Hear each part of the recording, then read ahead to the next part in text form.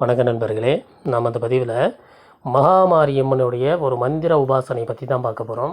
மாரியம்மனை பொறுத்த வரைக்குமே ஒவ்வொரு கிராமத்துலேயும் சரி, ஒவ்வொரு இடங்கள்லையுமே சரி, நம்மளுக்கு அருள் பாலித்து கேட்டவங்களுக்கு கேட்ட வரத்தை ஒவ்வொரு இடத்துலையும் நம்மளுக்கு செஞ்சு கொடுத்துக்கிட்டு இருக்காங்க.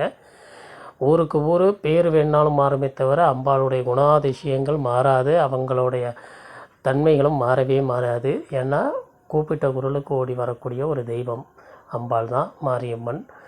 இந்த அம்பாளை நம்ம வீட்டில் வழிபாடு செய்கிறது எப்படி அப்படிங்கிறத தான் இப்போ பார்க்க போகிறோம். இப்போ நம்ம கோயிலுக்கு போவோம், அர்ச்சனை வழிபாடுகள் இதெல்லாம் இயற்கையாகவே நம்ம எல்லா நாட்களுமே செய்யக்கூடியது தான். ஆனால் இதுலேயும் சில பேர் வஞ்சனையால் சூழ்ச்சிகளால் நம்மளுக்கு ஒரு பாதிப்புகளை விளைய வச்சுருப்பாங்க. அந்த மாதிரியான பிரச்சனைகளை நாம் தீர்த்துக்கிறதுக்கான ஒரு மந்திர உபாசனையை தான் நம்ம உங்களுக்கு கொடுக்க போகிறேன். இந்த மந்திர உபாசனையை ஒரு மனதோடு நிச்சயமாக முழு பக்தியோடு அந்த அம்பாளை நினச்சி சொல்லி வர்றவங்களுக்கு கண்டிப்பாக சகல பிரச்சனைகளுமே தீரும். நோய்வாய்ப்பட்டிருந்தாலும் அவங்களுக்கு நல்ல ஒரு மாற்றம் கிடைச்சி, நல்ல ஒரு முன்னேற்றம் கிடைச்சி அவங்க அதிலேருந்து வெளியாகி வந்துடுவாங்க. அதே நேரத்தில் தீய சக்திகளாலோ இல்லை செய்வன கட்டுக்கள் பில்லி சூனியத்தால் பாதிப்படைஞ்சிருந்தாலும் இந்த மந்திரத்தினால் நிச்சயமாக பலன் கிடைக்கும். இந்த பிரச்சனைகள்லாம் நம்மளுக்கு தீரும். இப்போ நான் உங்களுக்கு அந்த மந்திரத்தை சொல்கிறேன், பார்த்துக்கிடுங்க.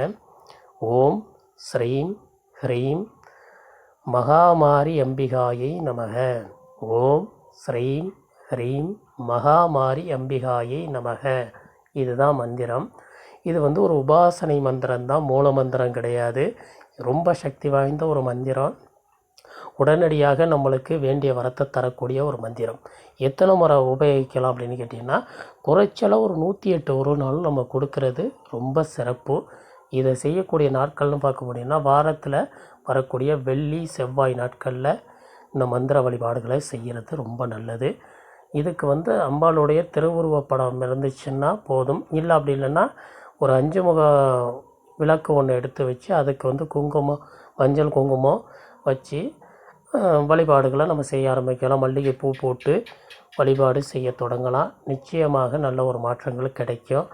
நிவேதன பொருளாக அம்பாளுக்கு பிடிச்ச பச்சை பயிறு கஞ்சியோ அல்லது சர்க்கரை பொங்கலோ இந்த மாதிரி ஏதாவது அந்த உங்களால் முடிஞ்சதை வச்சு வழிபாடு செய்யலாம். அம்பாள் பொறுத்துக்கிடுவாங்க. ஏன்னா சகல மாதிரியான ஒரு எவ்வளவு ஒரு கூடவோ குறைச்சலோ இருக்கோ இல்லையோ அதை பற்றி அவங்க பயப்பட வேண்டியதில்லை. நீங்கள் நல்லா இருக்கிறத வச்சு செய்யலாம். குறைகள்லாம் ஒன்றும் பெரிய பிரச்சனைகள் கிடையாது. முடிஞ்சதை வச்சு வழிபாடு செஞ்சு நீங்கள் இந்த நற்பலன்களை அடைஞ்சிக்கிடலாம். இப்போ இதை வெள்ளி செவ்வாய் நாட்களில் தொடங்கி செய்கிறோன்னா சாயங்கால பொழுதில் தான் செய்யணும், மாலை நேரத்தில் தான் செய்யணும். காலை நேரத்தில் வேண்டாம்.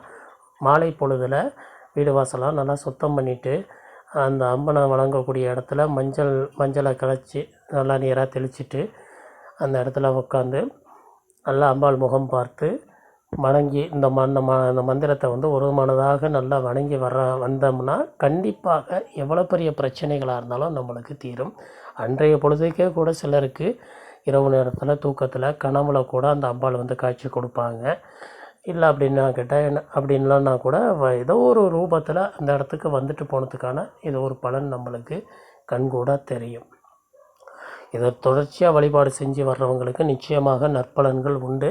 முயற்சி செஞ்சு பாருங்கள். வேறு எதுவும் சந்தேகம்னா கமெண்ட் பாக்ஸில் கேளுங்க, நான் ரிப்ளை பண்ணுறேன். நன்றி, வணக்கம்.